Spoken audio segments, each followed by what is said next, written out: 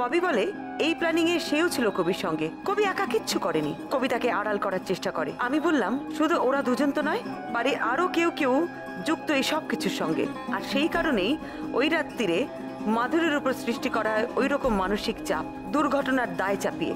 ওই গুরুদেবকে দিয়ে পুলিশে ইনফ্লুয়েন্স, এটার পেছনে রুমা মাসিমা ছাড়া আর কেউ তো হতে পারে না। আর ফরেন্সিক রিপোর্ট জালও কোনোভাবে ভেতরের লোকেরই কাজ। সত্যি কথাটা বের করে আনার জন্যে আবার চাপ দিলাম ঋতিকাকে। ও ভেঙে পড়লো, বলে দিল সব কথা। দীপার মৃত্যুর পর বাড়িতে এসে কবিরা বাড়ির লোকেদের কাছে তাদের 4 বছরের প্ল্যানের কথা বলে। তাদের কথা শুনতে পেয়ে যায় মাধুরী।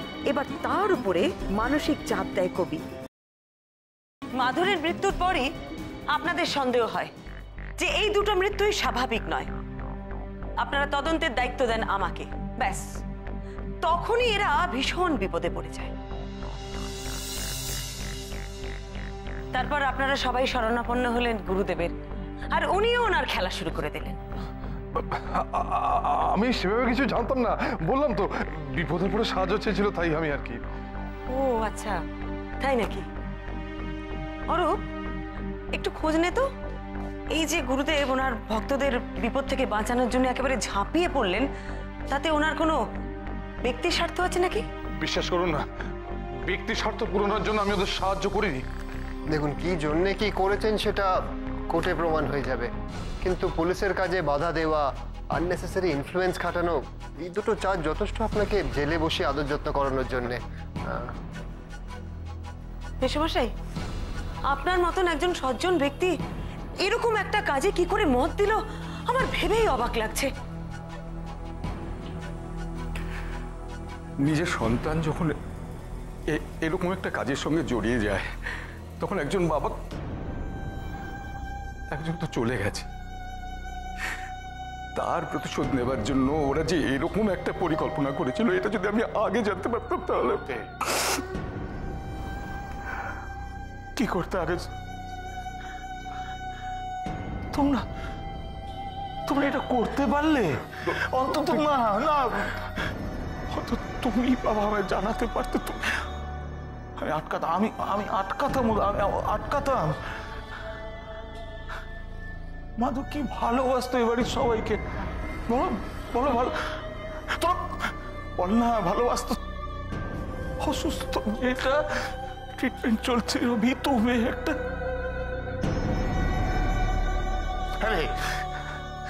এই যে এদিকে থাকা,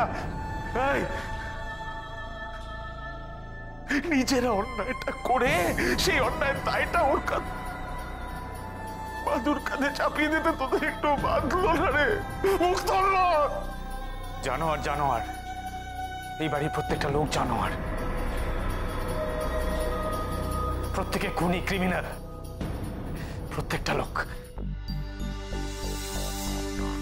মিসেস মিত্র, আপনি বলেছিলেন যে ফরেন্সিক রিপোর্টটা জাল করা হয়েছে, সেটা কে করেছিল? এই ভণ্ড গুরুদেব? না, অতটা ক্ষমতা গুরুদেবের নেই। বাকিটা অরূপ আপনাদের বলবে। অরূপ বল। একটা কথা শুধু আমাদের জানা ছিল না, আমাদের মধ্যে একজন আছেন যে ফরেন্সিক ল্যাবে কাজ করেন। কি শুভেন্দুবাবু, আজকে চুপ করে আছেন? আজকে আর হম্বিতম্বি করছেন না? এতদিন তো ওনাদেরকে খুব সাপোর্ট করেছিলেন, আজকে চুপ কেন? শুধু শুভেন্দুবাবু নয় অরূপ, এই নাটকের আরো একজন সদস্য আছে যে ল্যাবে কাজ করত। নামটা আমি বলবো না, আপনি বলবেন? অভি আপনার অনেক দিনের কলিগ। ওর সূত্রেই আপনার এই পরিবারের সঙ্গে আলাপ, আর পরবর্তীকালে আপনি এই পরিবারের জামাইও হন। রিনার কাছ থেকে সবকিছু শোনার পর আপনার মনে হয় যে হলুদের টেস্ট হলেও হতে পারে, তাই আপনি কি করলেন?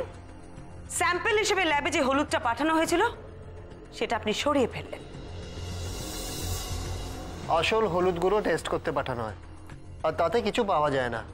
কিন্তু শুভেন্দুবাবু, আপনি এটা জানেন না যে যে হলুদগুলোটা আমি টেস্ট করতে পাঠিয়েছিলাম সেটা টেস্ট করা হয়নি, কিন্তু ল্যাবে থেকে যায়, আর সেটারই টেস্ট রিপোর্টটা আমি বার করেছি। আর আমি যেটা অনুমান করেছিলাম সেটাই হলো। ওই হলুদের মধ্যে ছিল সাংঘাতিক বিস্ফোরক, পিক্রিক অ্যাসিড। देवी सर्वभूतेषु मातृरूपेण संस्थिता नमस्तस्यै नमस्तस्यै नमस्तस्यै ওনাকে নিয়ে যান। या देवी सर्वभूतेषु बुद्धिरूपेण संस्थिता नमस्तस्यै नमस्तस्यै नमस्तस्यै नमो नमः। गिन्नी गिन्नी शिवजी गोविन्दा गिन्नी गिन्नी गिन्नी शिवजी गोविन्दा गिन्नी गिन्नी गिन्नी शिवजी गोविन्दा गिन्नी गिन्नी गिन्नी शिवजी गोविन्दा गिन्नी।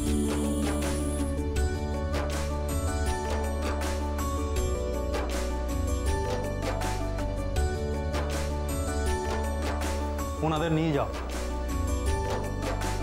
या देवी सर्वभूतेषु शक्तिरूपेण संस्थिता नमस्तस्यै नमस्तस्यै नमस्तस्यै नमो नमः।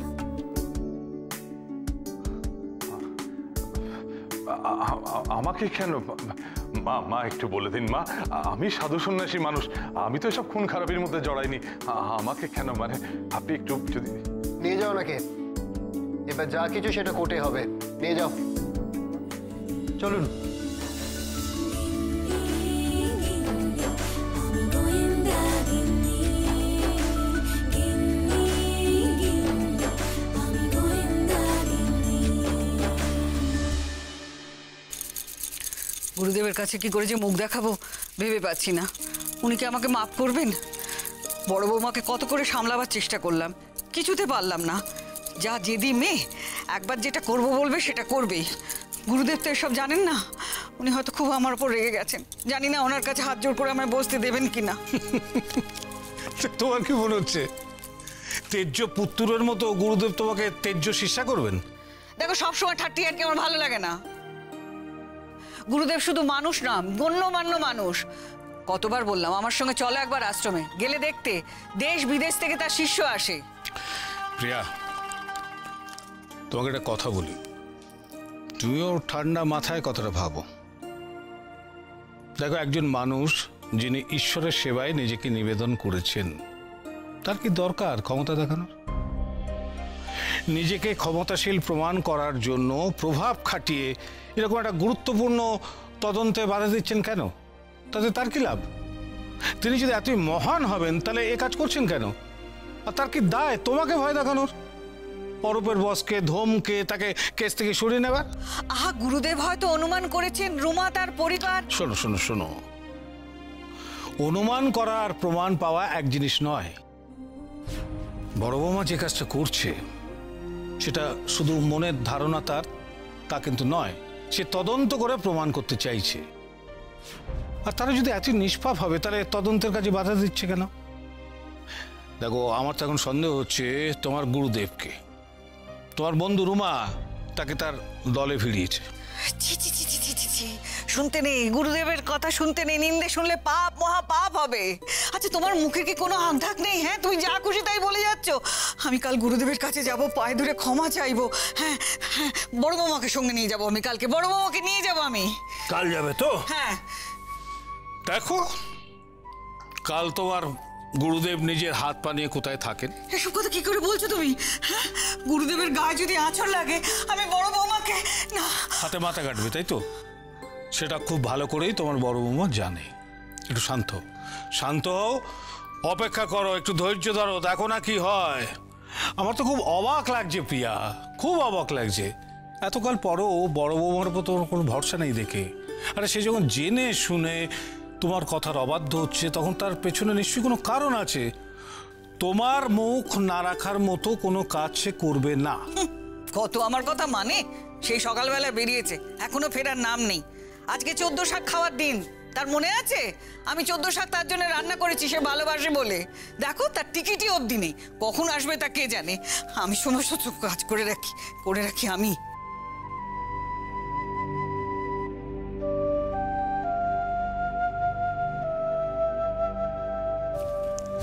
দাদু, ঠাম্মা, আরে তোমরা সবাই কোথায় গেলে? আরে এক্ষুনি এসো।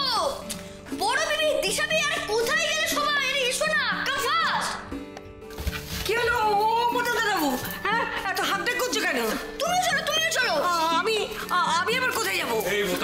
বোতাম শোন, এত সরগোল করছিস কেন? আরে বোতাম সব ঠিক আছে তো? সব সময় ভয় ভয় থাকি। এখন সব ঠিক আছে, তোমরা এক্ষুনি ছাদে চলো। কেন? ছাদে যাবো কেন? এখন এই অসময়ে আমরা সবাই ছাদে যাবো কেন? বোতাম, আমরা কেন ছাদে যাবো বল সেটা? টেস্টিং হবে, গ্রাউন্ড টেস্টিং। টেস্টিং? কিসের টেস্টিং? উফ, তোমরা না বড্ড বেশি কোশ্চেন করো। তুমি এগুলো কত ভুলে গেলে? বাবা জ্বালিয়ে দেখবে যে সব ঠিকঠাক হয়েছে কিনা। চলো না, রাঙা ওখানে আছে। আর রাঙা তো থাকবেই, যত বয়স বাড়ছে ভীমরতি ধরছে। আচ্ছা শোন শোন শোন শোন, এই দিনের বেলায় তুবড়ি জ্বালালে সেটাকে বোঝা যাবে ভালো করে? আর দূর ভালো লাগে না, বোঝা যাবে। এখন চলো না। আচ্ছা চল চল চল চল, আয় আয় আয় আয় আয় আয় আয়। আর বাবা আমি করছি ছাতার মাথা। এই তো ঠাম্মা, দেখেছো বোতামটা কিরম পাকামি করছে? বোতাম, তোকে বম্বা বারণ করেছে না যে বাজি একদম ধরবি না দেশলাই দিয়ে? তাও কেন ধরছিস? ভালো লাগে না। ভালো লাগে না কি রে? দেশলাই দিয়ে কেন ধরেছিলি? ঠিক আছে, এটা দিয়ে ধরাতে বারণ করে দিত, আমি এটা দিয়েই ধরবো। সাবধান সাবধান, বাড়িতে এই প্রথম তুবড়ি বানানো হয়েছে, কি হতে কি হবে তার ঠিক নেই। ফেটে গেলে সর্বনাশ হয়ে যাবে। এক কাজ কর না, না তোকে ধরাবার দরকার নেই, বড়রা কেউ ধরাক না। ঠাম্মা, আমি তো বড়, তাহলে আমি ধরাই না। কি হলো? তুই আমায় দেখতে পাচ্ছিস না? বাড়িতে যখন বড়দা প্রেজেন্ট নেই, আমি সবচেয়ে বড়, ওটা আমি ধরাবো। দাও। তোদেরকে আমার এসব ভাল লাগে না বাবা। হুজুক উঠলো বাড়িতে বানানো হবে, বেশ বাইরে থেকে কিনে আসতো ফাটানো হতো, তা ঠিকই ছিল। আমার বড্ড ভয় করে এসবে। আরে ভয় পাওয়ার কিছু নেই প্রিয়া, কিচ্ছু হবে না। এই অলক্ষণের কথা বলছিস, সমীর কিচ্ছু হবে না মানে? আরে এত কষ্ট করে তুবড়ি বানালে আমার কিছু হবে না? জ্বালেগা তুবড়ি, জরুর জ্বালেগা। আরে তোমরা একটু চুপ করবে? যাচ্ছি তো, চুপ করো না। মেজদা সাবধানে সাবধানে। আরে আমি যাচ্ছি, তুই চিন্তা করিস না, তুই আমাকে নিবি। বাবা, তুমি তো ফুলঝুরিটাই ধরাওনি, তাহলে তুবড়িতে আগুন দেবে কি করে? কোনটা? তুবড়িতে আগুন দেবে কি করে? ফুলঝুরি ধরাওনি তুমি। তুই কি রে? আমি তো ভাবলাম বোতাম ধরিয়ে দেবে। অপদার্থ। ও মেজদা বাবু, এই পাটকাঠিটা নাও। পাটকাঠি দিয়ে? এটা দিয়ে ধরা ভালো হবে, আর দূর থেকে ধরানো যাবে। এসো এসো এসো। হ্যাঁ হাবলু এটা দিয়ে ধরা। হাত দিয়ে ধরাস না, এটা দিয়ে ধরা। পাটকাঠি দিয়ে তুবড়ি জ্বালাবো, তো লজ্জার ব্যাপার হয়ে যাবে। ওরে বাবা, এটা তো একটা টেস্টিং, কেউ দেখছে না। যা তুই ধর, যা যাও, হাতে আগুন লাগবে না, যাও যাও। জয় মা, জয় মা কালী, জয় বুড়ি বাপ, জয়।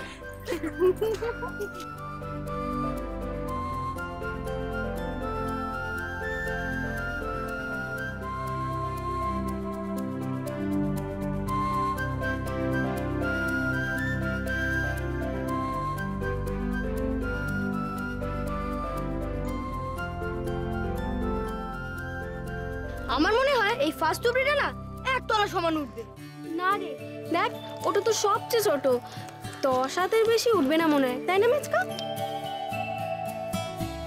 এবার ও মশলা তো ঠিকঠাকই খাওয়ানো হয়েছে, এবারে ঠিক হবে বল সমীর? হ্যাঁ হ্যাঁ হ্যাঁ, ঠিক হবে ঠিক হবে। বড়টা দেবো না, একবার তাপ লাগিয়ে দেবো, বুঝেছিস তো? পরেরটা নিজেই জ্বালাতে চাইবে। আমারও তো শখ নেই। এই মেজদা, তুই কি করছিস বলতো? এ তো নিভেই যাচ্ছে। মেজদা, আগুনটাকে তুবড়ির সামনে ঠিক করে ধর। তা চলছেই না তো। আরে আমি ভালো করেই দিচ্ছি, দেখতে পাচ্ছিস না? না জ্বললে আমি কি করবো? দাঁড়া দাঁড়া দাঁড়া। আরে ক্যা হুয়া, জ্বালা কেউ নেই? আরে क्यों नहीं জ্বালা, हमको कैसे मालूम? মাল মশলা তো ভালোই আছে দেখছি, জ্বলছে না। সত্যি তাক লেগে গেল আমার। এমন তুবড়ি বানানো, সেটা জ্বললোই না। चुप रहो, डरपोक कहेगा। वो जलेगा, जरूर जलेगा। वो नहीं जलेगा, दूसरा जलेगा। এই হাবলু, এই প্যাকেটটা আমাকে দে। ও মা, এত চিন্তা করো না, ওটা নিশ্চয়ই ড্যাম ধরা ছিল। দাঁড়াও, আমি হাবলুকে আরেকটা দিচ্ছি। হাবলু, হাবলু নে, নে এটা জ্বালা। এটা হবে? হবে হবে, তুই জ্বালা না। দেখি। আরে জ্বালা।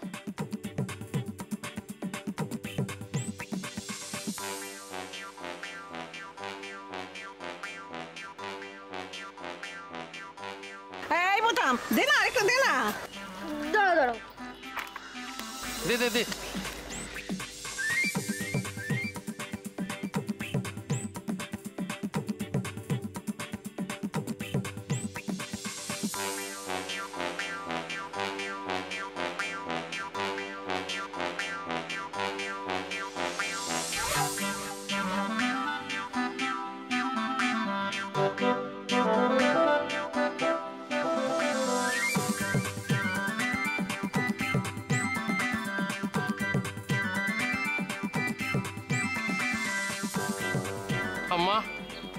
তোমার তুবড়ি টোটাল ডিজাস্টার।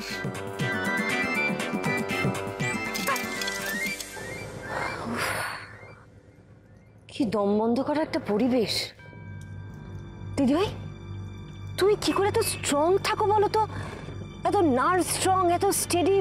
মানে আমার যে কি অবস্থা হচ্ছিল ওখানে দাঁড়িয়ে, তোমায় কি বলবো আমি। আমি যদি শক্ত না থাকতাম তাহলে তো ওরা কোনোদিনও অপরাধ স্বীকারই করতো না। আর কবি যেভাবে পরিবারের সবাইকে বুঝিয়ে রেখেছিল, তাতে একটু ঢিলা পেলেই ওরা কিন্তু পালাতো। ভাবতে অবাক লাগে গো, একটা অপরাধকে ডাকতে আরেকটা অপরাধ, এতগুলো অপরাধীদের আড়াল করতে একটা গোটা পরিবার সমানে একের পর এক মিথ্যে বলে গেছে, অন্যায় করে গেছে। ছি, কবি আর ববি যে মনে মনে এতদিন রাগ পুষে রাখবে, এটা ভেবেই আমার অবাক লাগছে জানিস। আর দুই ভাই তাদের ভাই অভিকে এত ভালোবাসতো যে ওদের কিন্তু একবারের জন্যও মনে হয়নি যে ওদের ভাই অভি সেও কোনো ভুল করে থাকতে পারে। একটা কথা বলো, তুমি কি প্রথম থেকেই গোটা পরিবারটাকে সন্দেহ করেছিলে? মানে আমরা কাগজে যেরকম পড়ি না যে গৃহবধূর মৃত্যুর জন্য পরিবার দায়ী, আচ্ছা এটা তো ঠিক সেরকম নয়, তাই না? না না না না, আমি সেটা ভাবিনি। দীপাকে হসপিটালে নিয়ে যাওয়ার পর আমরা যখন রুমা মাসিমাদের বাড়িতে গেলাম, তখন রুমা মাসিমার ঘরের বাইরে থেকে আমরা কিছু কথা শুনেছিলাম। তখন অবধি কিন্তু রুমা মাসিমা এটাই ভাবছিলেন যে মাধুরীর ভুলেই দীপার আজ এই অ্যাক্সিডেন্টটা হয়েছে। এক্স্যাক্টলি, কবি মাধুরীদির ভুলে যাওয়ার রোগটাকেই তুরুপের তাস হিসেবে ব্যবহার করলো। কিভাবে একটা মানুষের দুর্বলতার সুযোগ নিল বলো? একটা কথা তোরা ভালো করে ভেবে দেখ, গুরুদেবের প্রেশারটা কবে থেকে আসতে শুরু করলো? মাধুরী মারা যাবার পর। মায়ের কাছে ফোন এলো গুরুদেবের। মায়ের কাছে ফোন আসার পরেই না আমার মনে হলো গুরুদেবকে কে ডাকলো এই কেসে। রুমা মাসিমা না বললে তো গুরুদেব ইনভলভ হবেন না। আর তখনই আমি ভাবলাম যে নিশ্চয়ই রুমা মাসিমা আর তার স্বামী কিছু একটা জেনেছে, তাই জন্য এই বাড়ি শুদ্ধ সবাই একেবারে উঠে পড়ে লেগেছে এই কেসটাকে ধামাচাপা দেবার জন্য। এই ব্যাপারটাই আমার মনের মধ্যে সন্দেহ জাগালো। আমার মনে হলো বাড়ির একাধজন নয়, অনেকেই এই কেসটার সঙ্গে জড়িত আছে, ডিরেক্টলি বা ইনডিরেক্টলি। তারপর যখন ঋতিকা সেদিন মন্দিরে এসে আমাকে বলল মেজদা নয় মেজদা শোধ, আমার মনে হলো ও বোধহয় অভিকেই মেজদা বলতো। সেই জন্যই বলতে চেয়েছিল মেজদা মারেনি, মেজদা মারা যাবার শোধ নেওয়া হয়েছে। বাড়ি এসে মায়ের সাথে কথা বললাম। মায়ের সাথে কথা বলে ওদের বাড়ি সম্পর্কে কিছু কথা জানলাম। তবে বিশেষত যেটা জানলাম সেটা হলো যে মায়ের সঙ্গে রুমা মাসিমার পরিচয় ওই গুরুদেবের আশ্রমকে ঘিরেই। মা বলল যে ওদের পরিবারের আর কেউ খুব একটা গুরুদেবের আশ্রমে যেতেন না। তবে মায়ের একটা কথা শুনে আমার প্রচণ্ড খটকা লাগলো। মা বলল যে ওদের বাড়িতে নাকি 4 বছর হলো ভাইফোঁটা হয় না। মানে অভি মারা যাওয়ার পর থেকে? হ্যাঁ সেটাই। তবে ভাইফোঁটা কেন বন্ধ হয়েছিল ওদের বাড়িতে সে কারণটা মা জানতো না। আমার তখন থেকে মনে হতে থাকলো কেন কেন ওদের বাড়িতে ভাইফোঁটা বন্ধ হয়েছে, কি কারণ থাকতে পারে? নিশ্চয়ই ভাই সংক্রান্ত কোনো ঘটনা ঘটেছিল। কারো মৃত্যু নয় তো? এমন নয় তো যে ওদের কোনো ভাই ছিল যে মারা গেছে, সেই জন্য ওদের বাড়িতে ভাইফোঁটা বন্ধ হয়ে গেছে? পিয়ার জন্মদিনের পার্টির ছবিতে দীপার সঙ্গে যাকে আমরা দেখেছি, তাকে দেখার পর থেকেই না আমার মনের মধ্যে একটা খটকা চলছিল। আর ঠিক সেই সময় মঞ্জিরের ফোন আসে। ও আমাকে জানায় যুবরাজ সান্যালের কথা। যুবরাজ সান্যাল এই নামটাই শেষমেশ আমার সব অঙ্ক মিলিয়ে দিল। মিসেস মিত্র, একটা খোঁজ নিলাম, ভাবলাম আপনার যদি কাজে আসে। কি ব্যাপারে? অনেক কষ্টে পিয়ার সাথে যোগাযোগ করতে পেরেছি। পিয়া মানে তোমাদের সেই বন্ধু যার জন্মদিনের পার্টিতে? হ্যাঁ হ্যাঁ, সেই পিয়া। আপনাকে একটা লোকের ছবি দেখিয়েছিলাম, সেদিন তো লোকটার নাম ভুলে গেছিলাম। পিয়া জানালো। কি নাম বললো? যুবরাজ, যুবরাজ সান্যাল। যুবরাজ সান্যাল? সে কে? ওর দাদার কলিগ ছিল। আচ্ছা তুমি আর কিছু জানলে? হ্যাঁ, আরেকটা ব্যাপার জানতে পারলাম, সেটা জেনে খুব খারাপ লাগলো জানেন। ওই যে কলেজের ঘটনাটা, ওই ঘটনাটা ঘটার কদিন পরেই ওই লোকটা সুইসাইড করেছিল। সে কি? হ্যাঁ, এটা আমরা কেউই জানতাম না। আসলে পিয়ার দাদাও জানতো না যে কলেজে এত ঘটনা ঘটেছিল, তাই কলিগের সুইসাইডের কথা বাড়িতে কিছু বলেনি। আমি পিয়ার কাছে জানতে চাওয়ায় পিয়ার দাদার কাছে জিজ্ঞেস করে আমাকে পুরো ঘটনাটা জানালো। ওদের কাউকে ছাড়া উচিত নয়, বিচার দরকার, নিরপেক্ষ বিচার। আচ্ছা, তোমার কি মনে হয় যে বিয়ের আগে কোনোভাবে দীপার মনে কোনো রকম সন্দেহ হয়েছিল যে ওর কোন বাড়িতে বিয়ে হচ্ছে সেটা নিয়ে? আমার মনে হয় জানিস, আর সেই জন্যই বোধহয় দীপা ওর বন্ধুদের বলেছিল যে এই বিয়েটাও করতে চায় না। তবে অভির ওই সুইসাইডের ব্যাপারটা এই বিষয়েও কিছু জানতো বলে আমার মনে হয় না। তা না হলে ও তো বাবা মাকে কিছু বলতো। কি আফসোস হচ্ছে বলো তোর মা বাবার, যদি একবার মেয়ের কথাটা শুনতো।